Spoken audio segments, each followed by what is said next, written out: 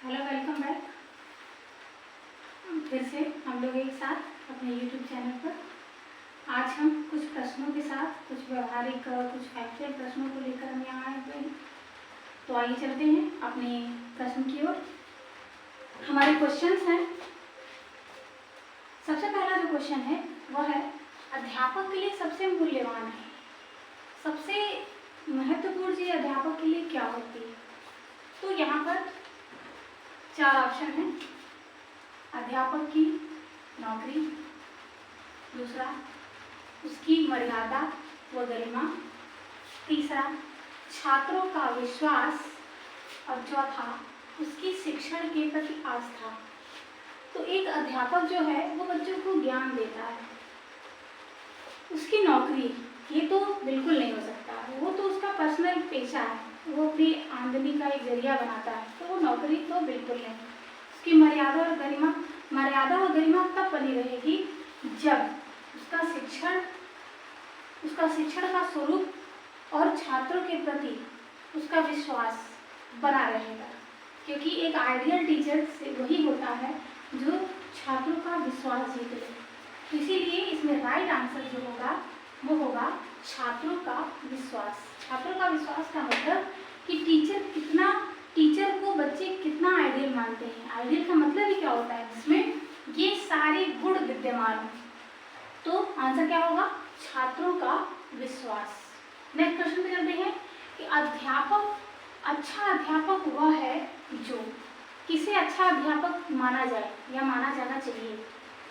तो पहला जो अच्छा अध्यापक होता है वो मेधावी और परिश्रमी होता है। अध्यापक जो होता है वो तो परिश्रमी होता ही है, क्योंकि बच्चों के लिए वो पढ़कर तब वो अध्यापन कार्य करता है। साधारण जीवन व्यतीत करता है। हर व्यक्ति की अपनी लाइफ होती है, तो चाहे टीचर हो या सामान्य व्यक्ति हो, सबके अपने अपने दिनचर्या तौर तरीके होते हैं। विद्यार्थियों से सच्ची लगन हो और अपने विषय का विद्वान। शिक्षक यदि छात्र के समक्ष कुछ भी पढ़ा रहा है तो वो विद्वान है, छात्रों से विद्वान है और अपनी स्पष्टता को छात्रों के समक्ष प्रस्तुत कर सकता है। तो इसका सबसे सटीक आंसर क्या होगा? विद्यार्थियों से सच्ची लगन। सच्ची लगन का मतलब कि सच्ची लगन तब होगी जब वह अपनी विद्वत्ता को अपने शिक्षण कार्य के रूप में छात्रों के समक्ष प्रस्तुत करता है, यानी वो अपने बच्चों के लिए आइडियल होता है। तो आंसर क्या होगा? आंसर नंबर बी, विद्यार्थियों से सच्ची लगन हो, यही एक अच्छे अध्यापक का गुण होता है। अगला, कौन सा मत अंतर्दृष्टि द्वारा सीखने की व्याख्या करता है? इसमें चार ऑप्शन दिए हुए हैं। कौन सा मत यानी कौन सा जो सिद्धांत है जो अंतर्दृष्टि द्वारा सीखने की व्याख्या करता है। तो अंतर्दृष्टि के सीखने का सिद्धांत हम सभी लोग जानते हैं। अंतर्दृष्टि के सीखने का सिद्धांत गेस्टाल्टवादियों के द्वारा दिया गया है, जिसके प्रतिपादक कोहलर, कोफका,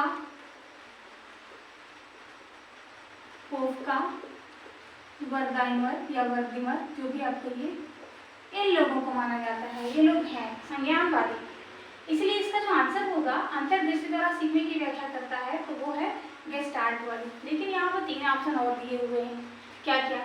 मनोविश्लेषणवाद, ये तो एक व्यक्तित्व सिद्धांत की बात करता है। इदम अहम पराहम या कॉन्शियस, अनकॉन्शियस, प्रीकॉन्शियस, यानी चेतना, अचेतना, अर्धचेतना। ये तो इसकी जो व्याख्या है वो तो फ्रायड ने किया था। और ये तो फ्रायड का जो सिद्धांत है ये एक पर्सनालिटी थियरी इसके अंतर्गत आता है। संबंधवाद का सिद्धांत, संबंधवाद कनेक्शनिज्म थियरी, इसको दिया था थॉर्नडाइक ने, और यह एक व्यवहारवाद का सिद्धांत है। संबंधवाद के सिद्धांत को थॉर्नडाइक ने दिया था, ये व्यवहारवादी थे। और व्यवहारवाद के अंतर्गत कौन कौन आते हैं? पावलोव, थॉर्नडाइक, स्किनर, ये सभी लोग आते हैं। तो यहाँ अंतर्दृष्टि की बात की जा रही है, तो अंतर्दृष्टि के अंतर्गत गेस्टाल्टवाद आएगा, जिसके प्रतिपादक है कोहलर, कोफका, वर्दिमर। इसके बाद आइए, सीखने के नियम किसने दिए? सबसे इम्पोर्टेंट है और हमेशा आप लोग पढ़ते चले आ रहे हैं, सीखने के नियम किसने दिया है? पावलोव का सिद्धांत तो सीखने का सिद्धांत है नहीं। पावलोव ने दिया था क्लासिकल कंडीशनिंग थ्योरी, शास्त्रीय अनुबंधन का सिद्धांत, जो प्रयोग उन्होंने किस पर किया था? कुत्ते पर, लार और भोजन पर प्रक्रिया करके इन्होंने अपने सिद्धांत को बनाया था। थॉर्नडाइक का सिद्धांत, सीखने के 2 नियम बताए थे उन्होंने, मुख्य नियम और गौण नियम।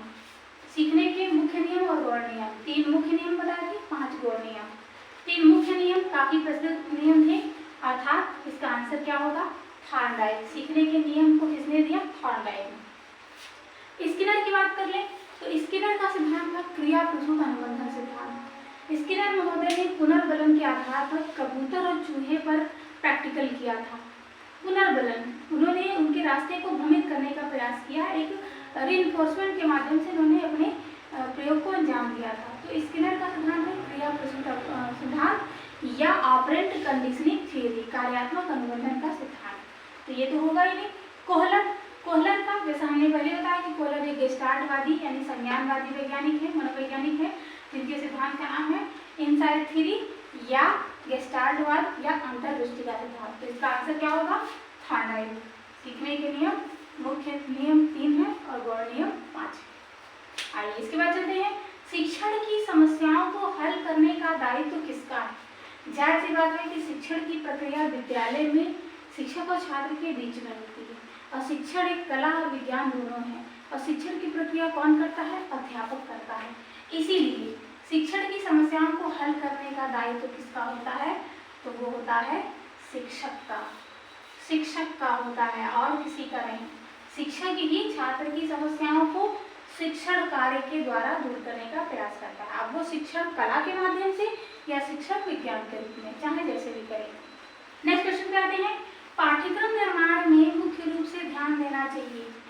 जब भी कैरिकुलम विकसित होता है, पाठ्यक्रम बनता है, तो पाठ्यक्रम को ध्यान दिया जाता है। पहले आप देखते थे प्राचीन काल में पाठ्यक्रम जो होते थे वो शिक्षक के अनुरूप बनते थे, शिक्षक जैसा चाहता था उस तरीके से बच्चों को पढ़ाता था। लेकिन आज के समय में एक तंत्री पाठ्यक्रम नहीं है, ऑटोक्रेटिक कैरिकुलम नहीं है, बल्कि चाइल्ड सेंटर्ड कैरिकुलम बनाया गया है, बाल केंद्रित शिक्षा पद्धति पर आधारित। यानी कुछ पाठ्यक्रम बच्चों के लिए अनिवार्य होंगे और कुछ पाठ्यक्रम का चुनाव बच्चे अपनी स्वेच्छा के अनुसार करेंगे। अर्थात पाठ्यक्रम का निर्माण करने में ध्यान देने वाली क्या बात होगी, तो पाठ्यक्रम के निर्माण में ध्यान देने वाली बात होगी छात्र की आवश्यकता, रुचि और योग्यता। ध्यान दिया जाएगा कि छात्र की आवश्यकता उस देश काल परिस्थिति के अनुसार क्या आवश्यक है। दूसरा, छात्र की रुचि किसमें है। हमने आपको बताया कि एक ऑप्शनल होगा, एक कंपल्सरी होगा, यानी कुछ विषय बच्चा अनिवार्य रूप में पढ़ेगा और कुछ जो है उसमें बच्चे की बाध्यता नहीं होगी। और योग्यता, छात्र की जैसी योग्यता होगी, छात्र का जैसा क्वालिफिकेशन होगा, उसके आधार पर बच्चा पाठ्यक्रम से जुड़ेगा।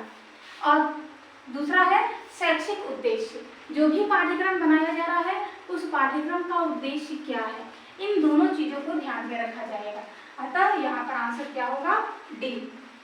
यानी पाठ्यक्रम निर्माण में मुख्य रूप से ध्यान देना चाहिए किसका, शैक्षिक उद्देश्यों का। शैक्षिक उद्देश्य का मतलब जो पाठ्यक्रम बन रहा है उससे बालक की किस उद्देश्य की पूर्ति हो रही है, और दूसरा छात्र की आवश्यकता, रुचि एवं योग्यता होगा। नेक्स्ट चलते हैं, शिक्षण का कार्य। शिक्षण का कार्य, अब ऑप्शन में देखते हैं, क्वेश्चन को क्लियर करते हैं। प्रत्येक व्यक्ति कर सकता है, यानी शिक्षण का कार्य क्या सभी लोग कर सकते हैं, राह चलते छोटे बड़े लूले लंगड़े हर तरीके के लोग कर सकते हैं, नो, रॉन्ग आंसर। पढ़ा लिखा व्यक्ति कर सकता है, पढ़े तो बहुत लोग होते हैं लेकिन अध्यापन का कार्य सब नहीं कर सकता, रॉन्ग आंसर। पढ़े लिखे तो बहुत लोग होते हैं लेकिन शिक्षण का कार्य सब नहीं कर सकता। पढ़े लिखे लोगों में इंजीनियर भी होते हैं, डॉक्टर भी होते हैं, लेकिन अध्यापन का कार्य सब नहीं कर सकता, प्रत्येक व्यक्ति नहीं कर सकता, और बहुत से शिक्षक भी नहीं कर सकते। तो देखिए दो ऑप्शन में बच्चे बहुत कंफ्यूज जाते हैं, बहुत से शिक्षक भी नहीं कर सकते, क्योंकि बहुत से शिक्षक भी नहीं कर सकते तो उनके नहीं करने के कारण ये हो सकते हैं कि उन्होंने सही ढंग से अध्ययन कार्य नहीं किया, इसलिए वो अध्यापन कार्य नहीं कर पाते। लेकिन यहाँ पर क्वेश्चन पूछ रहा है कि शिक्षण का कार्य कौन नहीं कर सकता, तो सही बात है प्रत्येक व्यक्ति नहीं कर सकता। प्रत्येक का मतलब कुछ लोग ऐसे होंगे जो इस कार्य को नहीं कर सकते हैं। प्रत्येक व्यक्ति कर सकता है नहीं, पढ़ा लिखा व्यक्ति कर सकता है नहीं, पढ़े लिखे में बहुत सारे लोग आते हैं, बहुत से शिक्षक भी नहीं कर सकते, ये जरूरी नहीं है। अगर वहाँ पर शिक्षण कार्य शिक्षक नहीं कर पाता तो यह शिक्षक की कुछ न कुछ कमियां होंगी कि वो सही ढंग से अपनी कलात्मकता को प्रदर्शित नहीं कर पा रहा है। यह सेंटेंस ये बनाने का प्रयास नहीं कर रहा है कि अध्यापन कार्य नहीं कर सकता, यह सेंटेंस या यह ऑप्शन ये बताने का प्रयास कर रहा है कि शिक्षक कितनी कलात्मकता से या कितनी प्रभावपूर्णता से शिक्षण कार्य कर रहा है या नहीं।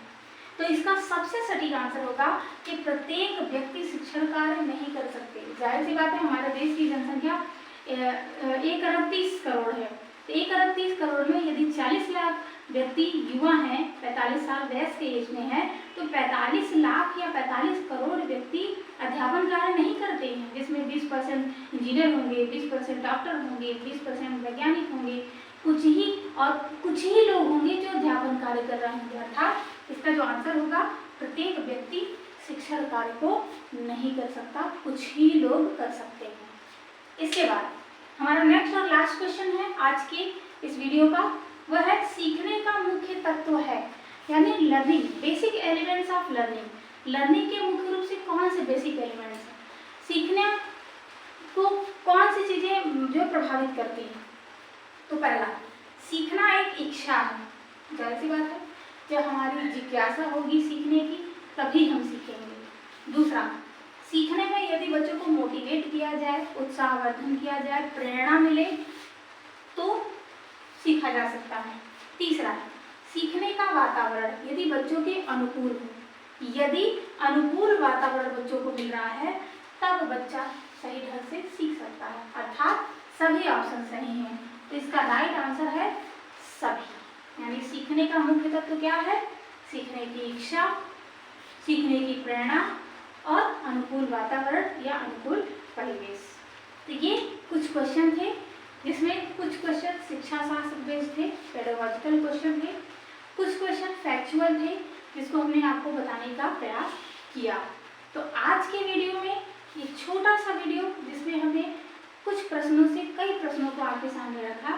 तो आज का वीडियो आपको कैसा लगा, इसको आप कई बार देखिएगा, और यदि कोई दिक्कत हो, कोई परेशानी हो, आपको कोई चीज़ समझ में ना आती हो तो कमेंट के माध्यम से आप बता सकते हैं। और आप हमारे वीडियो को ज़्यादा से ज़्यादा लाइक करिए, शेयर करिए और सब्सक्राइब करिए, ताकि हम लोगों को भी मोटिवेशनल मिलता रहे, हम लोग भी मोटिव होते रहें और आपको कुछ नए नए बेहतर जानकारी लेकर आपके समक्ष प्रस्तुत होते रहे। तो आज के लिए बस इतना ही, धन्यवाद।